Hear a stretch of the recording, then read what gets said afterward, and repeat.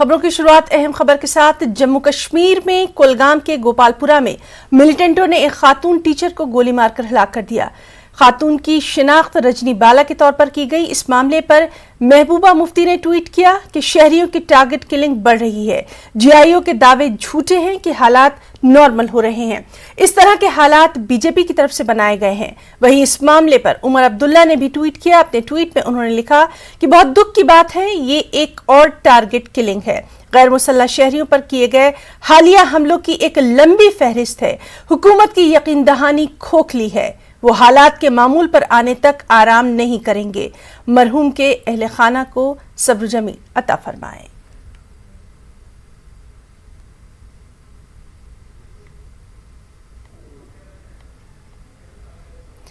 और नाज़रीन, आपको बताएं कि इस अहम मामले पर बटवारा श्रीनगर में पीएम पैकेज मुलाजमीन का एहतजाज जारी है और अब उन्होंने रजनी बाला की हलाकत की शदीद अल्फाज में मजम्मत की है।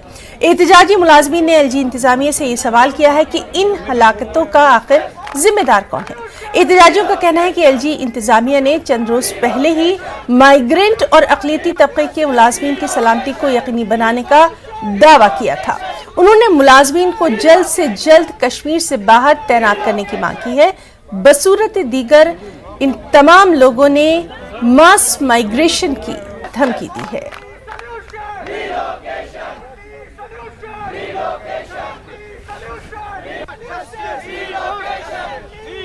बहुत ही दर्दनाक, बहुत ही अफसोसनाक। ये तो मतलब अब तो हद पार हो गई है। अब तो पानी बिल्कुल सर के ऊपर से निकल गया है, खासकर हमारी कम्युनिटी के लिए। हमने यही चीज सबको बोली जब हम एलजी साहब के पास गए थे कि सर आप अगली बार किसकी श्रद्धांजलि में आना पसंद करेंगे हम में से, और वही हुआ। विदिन 2 डेज, आज तीसरा दिन है और यही हुआ। हमारी बहन मारी गई असेंबली कराते हुए स्कूल के अंदर। शेखपुरा में जाके जब ड्यूकम सर हमसे मिलने आए थे कश्मीर के भी पंडित से, माइनॉरिटी से, उन्होंने हमें ये कहा था कि अपनी ड्यूटीज रिज्यूम करें। ड्यूटी रिज्यूम करने के हफ्ता भी नहीं हुआ, बेचारी हमारी एक बहन गुजर गई। उसको स्कूल के गेट पे मारा है। अब हमें बताए उसकी मौत का जिम्मेवार कौन? ये आम जनता हमें बताए उसकी मौत का जिम्मेवार कौन? अगर हमारे प्रोटेस्ट में उसको रखने दिया होता है, एलजी साहब भी कह रहे थे कि आप आपको प्रोटेस्ट कर लीजिए, हम आपका protest through out India valid है। ये गवर्नमेंट ऑफ इंडिया कहती है कि हमारा प्रोटेस्ट वैलिड है। उसके बाद भी अगर उस बेचारी की जान चली गई, उसका जिम्मेवार कौन? ड्यूकम श्रीनगर और उसका जिम्मेदारी ले, उसकी जान की जिम्मेदारी ले। और हमको एक ही चीज चाहिए, हमको रिलोकेशन। उसके अलावा हमको दाएं बाएं के ढकोसले नहीं चाहिए। इन्होंने बहुत अपने जितने ढकोसले देने थे दे दिए। आपको सिक्योरिटी देंगे, ये हर इंसान जानता है कि यहाँ पर कोई भी इंसान, कोई भी माइनॉरिटी, जो इंसान हिंदुस्तान की बात कर रहा है, चाहे बीट हो, हिंदू हो चाहे मुस्लिम हो, वो सारे हम भाई हैं। एक भाई बहन की तरह हम सारे यहाँ रहते हैं। मगर हम सब माइनॉरिटी की एक ही जान जा रही है, वो सिर्फ इसकी वजह से कि हम हिंदुस्तान की बात करते हैं। एक और अहम खबर, इन्फोर्समेंट डायरेक्टरेट ने नेशनल कॉन्फ्रेंस के सदर डॉक्टर फारूक अब्दुल्ला को पूछताछ के लिए तलब किया है। मनी लॉन्ड्रिंग के एक केस के सिलसिले में नेशनल कॉन्फ्रेंस के सदर को समन जारी किया गया था। आज श्रीनगर में वाक़ ईडी के दफ्तर में डॉक्टर फारूक अब्दुल्ला से पूछताछ की जा रही है।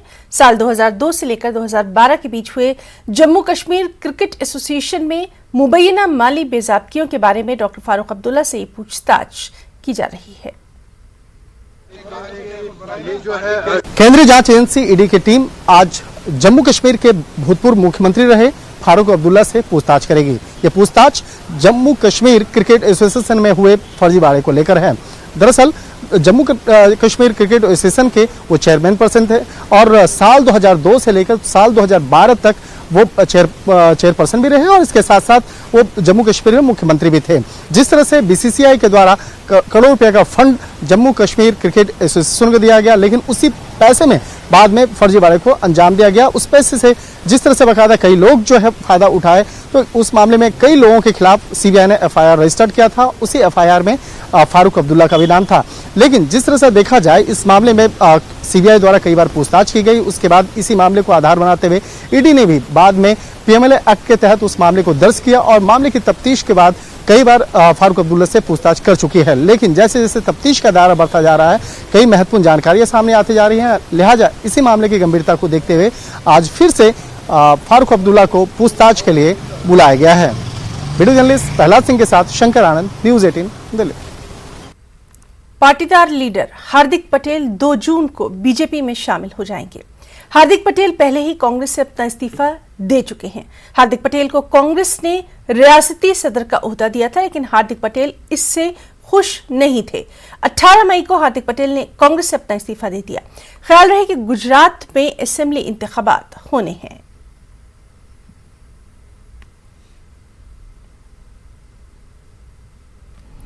दिल्ली के वजीर सेहत सत्येंद्र जैन को आज कोर्ट में पेश किया जाएगा। मनी लॉन्ड्रिंग केस में ईडी ने सत्येंद्र जैन को गिरफ्तार किया है। उनसे इस मामले में काफी दिनों से पूछताछ की जा रही थी। हाल ही में ईडी ने कार्रवाई करते हुए 4.81 करोड़ की जायदाद को अटैच किया था। दिल्ली के डिप्टी सीएम मनीष सिसोदिया ने इस गिरफ्तारी की मजम्मत की। उन्होंने सिलसिलेवार ट्वीट में लिखा कि सत्येंद्र जैन के खिलाफ 8 साल से फर्जी मुकदमा चलाया जा रहा है। वहीं बीजेपी ने आम आदमी पर तंज करते हुए कहा कि ये एक ईमानदार पार्टी के ईमानदार वजीर हैं।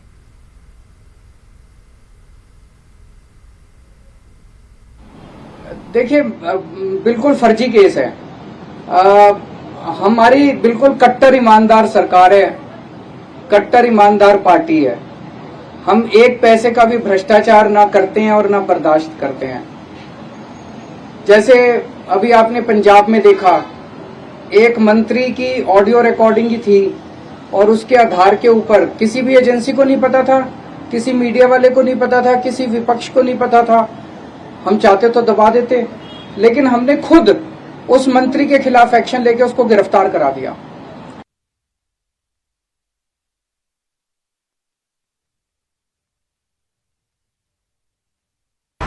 आय से अधिक संपत्ति के मामले में ईडी के द्वारा दिल्ली के स्वास्थ्य मंत्री सत्येंद्र जैन को कल गिरफ्तार किया गया है। हालांकि ईडी के द्वारा यह कहा गया है कि सत्येंद्र जैन पूछताछ में फिलहाल कोऑपरेट नहीं कर रहे थे, जिसकी वजह से उनको गिरफ्तार किया गया है।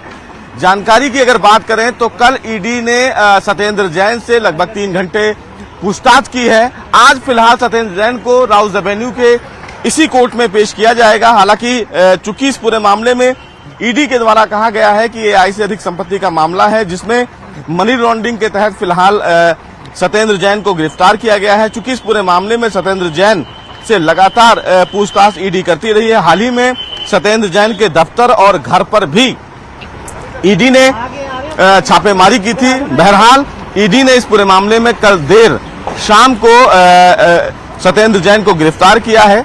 आज फिलहाल इस पूरे मामले में ईडी सत्येंद्र जैन को यहां पेश करेगी। वहीं आम आदमी पार्टी के द्वारा कहा गया है कि ये एक राजनीति के रूप से किया जा रहा है, चूंकि हिमाचल में चुनाव होने वाले हैं और सत्येंद्र जैन हिमाचल के प्रभारी हैं, इसलिए इस प्रकार की गिरफ्तारी की गई। बहरहाल आज जब इस पूरे मामले में सत्येंद्र जैन को ईडी पेश करेगी तो उनकी कस्टडी मांग सकती है। उम्मीद ये जताई जा रही है कि सत्येंद्र जैन को राउज एवेन्यू कोर्ट में पेश किया जाएगा। देखना बेहद अहम होगा कि जब सत्येंद्र जैन को कोर्ट में पेश किया जाएगा तो ईडी की तरफ से कोर्ट में दलील क्या दी जाती है।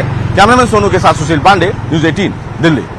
ये 8 साल पुराना केस है। 7 बार इस केस में सत्येंद्र जैन को ईडी ने बुलाया और हर बार उनको वापस भेज दिया। आज अचानक 8 साल के बाद उनको हिमाचल के चुनाव के पहले, क्योंकि वो हिमाचल के इंचार्ज हैं आम आदमी पार्टी की ओर से, उनको गिरफ्तार किया गया क्योंकि बीजेपी वहां बुरी तरीके से हार रही है। ऐसे ही एक मामले में सीबीआई ने अभी क्लीन चिट दी, आय से अधिक संपत्ति का मामला, और सीबीआई ने कह दिया हमारे पास कोई साक्ष्य नहीं। तो आपने ड्रामा कर रखा है। देश की इतनी बड़ी एजेंसी आप बताते हो ईडी को, उसको एक मामले का निपटारा करने में, जांच करने में 8 साल लग गया। 8 साल और 7 बार आप बुलाए, आपको कभी गिरफ्तारी की जरूरत महसूस नहीं हुई। जैसे हिमाचल का चुनाव आ गया आप गिरफ्तार करके अंदर डाल रहे हो। क्या इस बात को देश के लोग समझते नहीं? ये कोई पहला केस नहीं है जो किसी आम आदमी पार्टी के मंत्री या विधायक पर हो रहा है। ऐसे सैकड़ों केस हैं जो भारतीय जनता पार्टी की केंद्र सरकार ने आम आदमी पार्टी के नेताओं पर करे हैं। लेकिन अगर आप इन हर केस का इतिहास देखने जाइए तो आज तक एक भी केस कोर्ट के सामने खड़ा नहीं हो पाया है। हर केस में आम आदमी पार्टी के विधायक बाइज्जत बरी हुए हैं और कोर्ट ने पुलिस को, सीबीआई को लताड़ लगाई है कि बिना किसी सबूत के तुमने केस क्यों किया। ये ईडी का भी केस ऐसा ही है। 8 साल पुराना केस है। जो हवाला की बात हो रही है वो 2015 से 2017 के बीच में हुआ, लेकिन सत्येंद्र जैन जी उस कंपनी से 2013 में रेजिग्नेशन दे चुके थे। तो जो व्यक्ति उस कंपनी से 2 साल पहले रेजिग्नेशन दे चुका है जिस कंपनी के 2015 से 17 के मालिक ने खुद कोर्ट में कबूल भी कर लिया है कि हवाला उसने किया, तो आज ये केस सिर्फ और सिर्फ एक ही कारण से उठाया जा रहा है और वो है हिमाचल प्रदेश का चुनाव। देखिए, ईडी ने कानून की जो कार्रवाई की है वो कार्रवाई तथ्यों के आधार पर और सबूतों के आधार पर की है। हकीकत तो ये है कि 2015-16 से ये केस चल रहा है। इसके बाद ईडी ने 4.81 करोड़ के एसेट्स भी सत्येंद्र जैन के सीज किए थे। अगर ये पूरा का पूरा मामला, जैसे कि आम आदमी पार्टी बता रही है, ये वेंडेटा पॉलिटिक्स के तहत किया गया है, तो इतने वर्षों में उन्होंने कोई भी कोर्ट से इसके खिलाफ क्वॉशिंग ऑर्डर क्यों नहीं लाया, स्टे क्यों नहीं लाया? आज सवाल सिर्फ इतना है कि अरविंद केजरीवाल, जो हमेशा ईमानदारी और भ्रष्टाचार के खिलाफ लड़ने की बड़ी बड़ी बातें करते हैं, क्या आज वो एक व्यक्ति जिस पर इतना बड़ा आरोप भ्रष्टाचार का लगा हुआ है, जिसकी गिरफ्तारी हुई है, उसे मंत्री बनाए रखेंगे या उसका इस्तीफा लेंगे, उन्हें बर्खास्त करेंगे? पर दुख की बात तो ये है कि आम आदमी पार्टी बार बार भ्रष्टाचार के संरक्षण में आती है। नहीं, हिमाचल तो आज है। सत्येंद्र जैन पे तो 5 साल पहले हुआ है ईडी का। सारे घोटाले चल रहे हैं, लेकिन जो एजेंसियां हैं पूरे सबूत सब इकट्ठा कर तभी तो छापा मारेंगे, अभी तो पकड़ेंगे ना उसको। भ्रष्टाचार पे ही ये सरकार चल रही है। आप इनका इतिहास देखेंगे तो सत्येंद्र जैन पहले से ही जिस प्रकार से पहले इनका 5 वर्ष का काल था, उसके अंदर कैसे बोगस कंपनियां बनाकर इन्होंने प्रॉपर्टी कई 100 बीघे जमीन इन्होंने खरीदी। और ये अकेले नहीं है, आप देखेंगे आम मंत्री विजय सिंगला अभी पंजाब की शुरुआत ही हुई है, उसके अंदर उनकी गिरफ्तारी हुई है। 40 करोड़ के बैंक फ्रॉड के अंदर अब आप एमएलए जसवंत सिंह के यहाँ छापा पड़ा है अभी, और आप एमएलए बलवीर सिंह को 3 साल की सजा हो गई है। और ऐसे ही आप विधायक अमनातुल्लू खान को हिस्ट्री सीटर डिक्लेयर किया गया है। आप पार्षद गीता रावत को सीबीआई ने रंगे हाथों पकड़ा है। हरियाणा की हिंसा में लिप्त निशा सिंह को 7 साल की कैद हुई है। आप एमएलए सोमनाथ भारती को 2 साल की जेल हुई है। और दिल्ली हिंसा में लखनऊ की जिला अदालत में टीले वाली मस्जिद के पास मौजूद कुएं में पूजा करने की अर्जदाश्त पर आज दोबारा समाअत होना है। गुज़िश्ता रोज दोनों फरीक़ैन ने इस मामले पर अपने दलाइल पेश किए थे, जिसके बाद आज की तारीख मुकर्रर की गई थी। 2013 में एक अर्जी दायर की गई थी जिसमें कहा गया था कि मस्जिद को हटाकर हिंदुओं के हवाले किया जाए। दावा किया गया कि ये पूरा कॉम्प्लेक्स शेषनागिस्ट टलेश्वर महादेव का है। 2017 में निचली अदालत ने इस मुकदमे पर मुद्दाए आलिया के दायर एतराज को खारिज कर दिया था। लखनऊ से हमारे साथ मौजूद हैं हमारे साथी तारिक कमर। तारिक, आपसे जानना चाहेंगे कितने बजे ये जो समाअत है ये होना है, और काफी अहम मामला रहा है, दोनों फरीक़ैन के दलाइल भी सुने गए हैं इस अहम मामले में। कितना अहम आज की समाअत को आप समझते हैं? देखिए हिना, मैं बता दूं आपको कि ये मामला बहुत हसास है और बहुत शिद्दत से प्रसार करता जा रहा है। जिस अंदाज से जुमे की नमाज के बाद हंगामा आराई की गई थी, उसके बाद बाकायदा तौर पर पुलिस फोर्स तैनात कर दी गई थी, उसको लेकर लखनऊ के जो हसास लोग हैं वो बहुत गौर में मशगूल भी हैं और इंतजामिया को भी ये इशारे मिल रहे हैं कि अब इस मामले को बहुत संजीदगी से लेने की जरूरत है। देखिए, टीले वाली मस्जिद के साथ साथ अब इमाम बाड़े के हवाले से भी आज़म इमाम बाड़े के हवाले से भी एक तंजीम ने बाकायदा तौर पर कहा है कि टीले वाली मस्जिद और ये जो बड़ा इमाम बाड़ा है जिस पर मछलियाँ, चूँकि मतलब जाहिर है अवध का एक मशहूर निशान था, उसको बताया जा रहा है कि उसका ताल्लुक अर्जुन की तीरंदाजी और आग से कहीं ना कहीं मुंसलिक किया जा रहा है। तो उसको लेकर के देखिए, चाहे टीले वाली मस्जिद हो या ये बड़ा तारीखी इमाम बाड़ा हो, उसकी भूल भुलैया हो, सबको लेकर कुछ ना कुछ तनकीदें की जा रही हैं, तबसरे की जा रहे हैं, तरह तरह की बातें सामने लाई जा रही हैं। और ये माहौल जो आप देख रही हैं, आप दिखाते रहिए तमाम नाज़रीन को कि पूरे उत्तर प्रदेश में किस अंदाज से मुख्तलिफ शहरों में, चाहे वो गायनादी हो, मथुरा हो या दूसरे तमाम ऐसे मकामात हो जिनको लेकर बार बार ये आवाजें उठ रही हैं। तो अब जाहिर है कि लखनऊ में भी ये आवाज़ तो पहली मरतबा नहीं उठी, अक्सर इस अंदाज की आवाज़ें उठती हैं कि ये जो टीले वाली मस्जिद है ये लक्ष्मण टीला है और इसके नीचे जो है वो एक कदीम हमारा सिलसिला है, तो मंदिर का और दूसरी चीज़ों का ये कहा जाता है इन फरीद की जानिब। तो देखिए, कई तंजीमें हैं जो इस बात में आ आई हैं। आज 2 बजे के बाद इम्कानात से अब देखना यह है कि किस अंदाज से समाज आगे बढ़ती है, क्या कुछ फुर्सत की जाती है। जैसे भी कुछ होता है हम अपने नाज़रीन तक जरूर पहुँचाएंगे। लेकिन फिलहाल का मंजरनामा यही है कि पुलिस फोर्स तैनात कर दी गई है और ये देखा जा रहा है कि देखिए इस मामले को भी क्या वाकई बनारस और मध्य के बाद कोई दम दिया जाना है या क्या जाना जिस तरह से अख्तियार करते हैं। सब लोग अदालत के फैसले की मुंतजर भी हैं और पीले वाली मस्जिद के जो इमाम हैं उनका भी बयान इस सिलसिले में आया है। उन्होंने भी वादे बयान दिया है कि ऐसा कुछ यहाँ पर पहले न था न है। अब कुछ लोग हैं जो एक साजिश के तौर पर एक मंसूबाबंद अमली के तौर पर इस मुकाम को बाकायदा। जी तारिक अमर तो लगातार अहम खबर पर नजर बनी हुई है। बहुत बहुत शुक्रिया आपका तमाम तर तफसीलात के लिए। रुकना चाहेंगे एक छोटे से वक्फे के लिए, जल्द लौटेंगे। नाज़रीन, जैसा कि लगातार हम आपको बता रहे हैं कि जम्मू कश्मीर में कुलगाम के गोपालपुरा में मिलिटेंटों ने एक खातून टीचर को गोली मारकर हलाक कर दिया है। मिलिटेंटों की जानिब से कत्ल की गई रजनी बाला नामी टीचर के सांबा में वाक़े घर में मातम का माहौल है। हमारे न्यूज़ 18 नुमाइंदे समीर भट्ट ने वहां का जायजा कुछ यूं लिया। रजनी बाला की रेजिडेंस पे हैं। रजनी बाला जिनको आज कुलगाम में गोपालपुर एरिया में मिलिटेंटों ने जो टेररिस्ट हैं उन्होंने मारा है। और आप देख सकते हैं जो रजनी बाला की जो फैमिली है शोक में, पूरे शोक में डूब गई है। ये उनके जो फैमिली मेंबर्स हैं वो गम और शोक में डूबे हुए हैं और ज़ाहिर तौर पर लगातार जो किलिंग्स हो रही हैं, आज एक और किलिंग हुई है कश्मीर वैली में। रजनी बाला यहाँ सांबा में रहती थी, इसका अपना नेटिव प्लेस है और कुलगाम में वो गोपालपुरा में वो जॉब करती थी एज अ टीचर। भाई था मेरा से छोटा चाचा का लड़का। आपको कब पता चला? अब ये 11 बजे पता चला सर। ऐसे लोगों ने फ़ोन करके बताया हमारे को कि ऐसे ऐसे हो गया। ये कब गई थी वहाँ पे? कब इनकी? वो भी नहीं पहले गए थे। गलत बात है, वो तो ना शिक्षा ही दे रहे हैं, है ना। सरकार से क्या चाहते हैं? न्याय होना चाहिए और इनकी सुरक्षा होनी चाहिए। जो टीचर वहाँ लगे हैं उनकी सुरक्षा होनी चाहिए।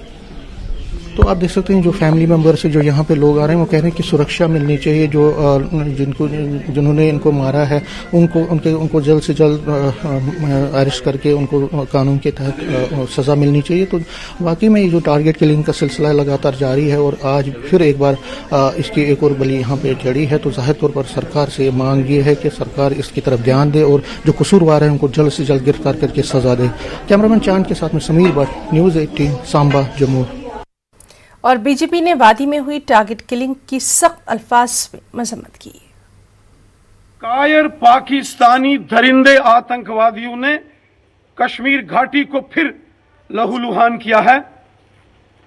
दक्षिण कश्मीर के कुलगाम के एक स्कूल में काम करने वाली एक हिंदू महिला टीचर रजनी बालाजी की जिस प्रकार निर्मम हत्या की गई है, ये मानवता का कत्ल है। पिछले दिनों कश्मीरी पंडित राहुल भट्ट साहब हो या टीवी कलाकार अमरीन भट्ट हो या रियाज अहमद ठोकर साहब हो या वहां के अंदर काम करने वाले पुलिस के जवान कादरी साहब जो अपनी छोटी नन्ही मुन्नी बच्ची को लेकर स्कूल जा रहे थे, पाकिस्तानी कायर दरिंदे आतंकवादियों ने उनको भी निशाना बनाया और आज फिर से एक कायराना हरकत इन कायर पाकिस्तानियों ने की है। श्रीमती रजनी देवी जी के इन कातिलों को भी जमीन के पाताल से निकाल कर मौत के घाट उतारेंगे। मैं इस निर्मम हत्या की कड़े शब्दों में निंदा करता हूं। ये आतंकवादियों की कायरता को बताता है और वो बहन जो वहां जाके उनकी सेवा कर रही थी और जो निहत्थी थी उसी सोसाइटी में वहां पर उनके किराए पर रहती थी और उसको जाके जो है मार दिया। इससे ज़्यादा घटिया कोई हरकत हो नहीं सकती। ये कौन सा जिहाद है? ये कौन सी जो है सोच को लागू करना चाहते हैं जम्मू कश्मीर में ये आतंकवादी? भोपाल की तारीखी जामा मस्जिद का तनाज़ा रोज बरोज शिद्दत इख्तियार करता जा रहा है। संस्कृति बचाओ मंच और बीजेपी लीडरों के बाद अब संतों ने भी जामा मस्जिद मामले को लेकर बाकायदा तहरीक चलाने का ऐलान कर दिया है। मध्य प्रदेश संत समाज के सेक्रेटरी स्वामी अनिलानंद ने भी भोपाल की जामा मस्जिद को कदीम शिव मंदिर बताते हुए इसका सर्वे कराने और इसमें हिंदू समाज को पूजा अर्चना करने की इजाजत देने का मुतालबा किया। भोपाल में जामा मस्जिद स्थित है चौक बाजार के बीच में, उसमें भगवान शंकर का मंदिर होने के कुछ साक्ष्य प्राप्त हुए हैं। इसमें संस्कृति बचाओ मंच ने भी काफ़ी चीज़ें एकत्र करी हैं, उसका सर्वे किया है। हम लोग सरकार से इसकी मांग करते हैं कि उसका विधिवत सर्वे कराया जाए और अगर वो वहाँ शिव मंदिर था तो फिर से शिव मंदिर स्थापित किया जाए। इसी विषय में आगामी दिनों में भी हम प्रेस कॉन्फ्रेंस करके सरकार से ये मांग करेंगे और इस विषय में भोपाल की सांसद माननीय प्रज्ञा ठाकुर जी ने भी साध्वी प्रज्ञा ठाकुर जी ने भी मांग उठाई है। धर्मस्व मंत्री जी ने भी ये कहा है कि अगर विधिवत मांग आती है तो हम उसका सर्वे कराएंगे। तो हमारा शासन से यही आग्रह है कि इसका हम लोग पूरे साधु समाज की तरफ से, संत समिति की तरफ से मांग करते हैं कि अगर वहाँ शिवलिंग है और वहाँ शंकर जी का मंदिर है, उसका पुरातत्व विभाग से सर्वे कराया जाए और फिर से वो वहाँ। बेंगलुरु में किसान लीडर राकेश टिकैत पर काली स्याही फेंकने के वाक़े की हर जानिब से मजम्मत की जा रही है। अंजुमन खुद्दामुल उलमा ने कहा कि न सिर्फ एक शख्सियत बल्कि पूरे बेंगलुरु को इस तरह से बदनाम करने की नापाक कोशिश की गई। अंजुमन के सदर हफीजुल्लाह शरीफ ने कहा कि राकेश टिकैत किसानों के हक के लिए लड़ाई लड़ रहे हैं, चंद ताकतें उनकी आवाज को दबा रही हैं।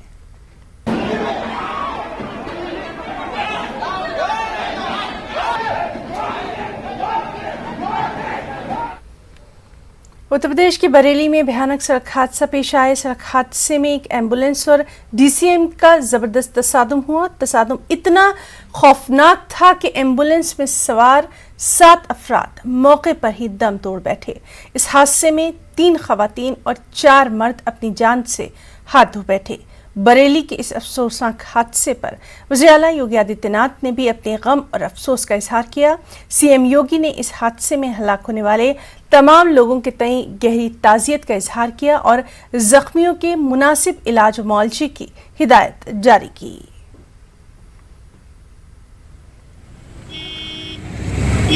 बरेली में दर्दनाक हादसा हुआ है। तेज रफ्तार एम्बुलेंस और डीसीएम की जोरदार टक्कर हुई है और लगभग 7 लोगों की मौत हो गई है। मौत के बाद सभी के शवों को जिला अस्पताल में भेज दिया गया है और खुद इस वक्त मैं मौके पर मौजूद हूं और वर्तमान में आप तस्वीरों में साफ तौर पर देख पा रहे होंगे कि पुलिस अफसर और आरटीओ की टीम यहां पर मौजूद है और गहनता से घटनास्थल की जांच की जा रही है और ये साफ किया जा रहा है आखिर क्या वजह थी जिस कारण ये हादसा हुआ है। वर्तमान में जो देखा जा रहा है, जो प्राइमरी चीज़ें सामने आ पाई हैं वो यही है कि नींद के कारण एम्बुलेंस के ड्राइवर को नींद आ गई थी और उसी वजह से वो गाड़ी डिसबैलेंस हो गई और जिससे हादसा हो गया। हालांकि जो मरने वाले हैं वो पीलीभीत और बरेली के बताए जा रहे हैं। वर्तमान में सभी लोगों की जांच पड़ताल की जा रही है।